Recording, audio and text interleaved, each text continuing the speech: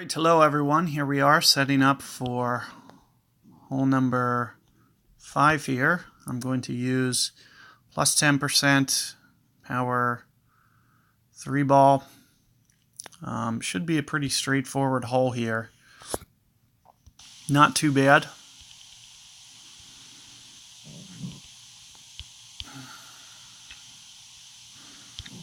So I do believe I hit a great ball that cost me yesterday. I also, didn't quite get over, probably left enough. So, it just kind of takes one trial to kind of get grounded a little bit sometimes. And, with the wind that we had at hand, I really needed that extra tenth to just kind of get a little bit more dialed in. But you'll see that, this hole is going to be very, very manageable. And I highly recommend that you guys go right and kind of use my guide. And, hopefully you can kind of get up into that void over there towards the right on a very fairly consistent basis. Now, it is going to require, some very close to perfects or a lot of perfects. There is some margin of error, but there's not a lot. So, if you're hitting great balls, there's a good chance that it might not work out exactly how you want. But, it's much better than going over towards the left. You can see my opponent trying to go left. Just not a very good idea going that way. So let's take a look here. Here's 7.6 miles per hour, 5 rings. As I mentioned, yesterday, from yesterday's shot, I don't feel that I went enough rings with my initial start point. So here you're going to see that I'm going to start off a little bit more towards the middle of the fairway, and you're going to see me go these 5 rings, as you can see, right in here. And also note that I have this kind of height set very well for my Golf Clash Notebook app, which will keep me from adding additional power on my curl. So I can use that height of that grid line kind of as a reference point. And here you can see that it just kind of shoots up and goes down. You can see that I could have easily hit a great ball to the left there. And, I had more room. You're seeing that I'm using most of my curl. I like to use that full curl just so it's consistent. So it makes more sense to me to aim a little bit more left even next time. And just utilize all that curl. So that way it's always at the same spot. And on my phone, that's the maximum that I can do on my phone.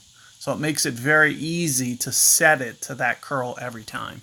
And as I mentioned, I can use that grid line to keep me from adding on additional power.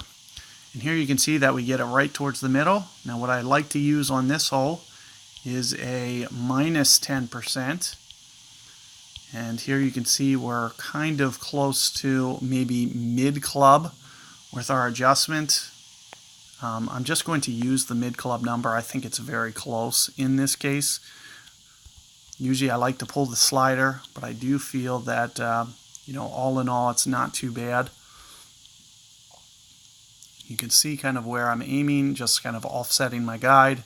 I'm going to go very close to this 6.7 rings here. Should be pretty close.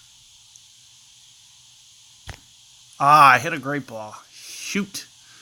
So that is going to take me out of the shot. It's going to shoot it off to the right of the cup, unfortunately. So a little unlucky there. Disappointing, to say the least, because, it's a very straightforward, easy albatross possibility, and to just take it away on a great ball is disappointing. And once you start to get, precise with the way that you do rings and whatnot, you know immediately that, you hit a great ball, it's going to take you entirely out of the shot. So, hopefully, you guys can, focus on these ring adjustments and hopefully these new grid lines that we gave you for this Golf Clash Notebook app. If you're using it, you can use it as an additional resource as opposed to the old method, which was the shot button. So the take shot button, you know, it still works, but it's a little bit easier and cleaner to see with the grid line.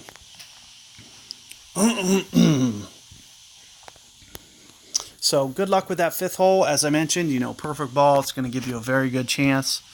You can see what you need to do in terms of drive.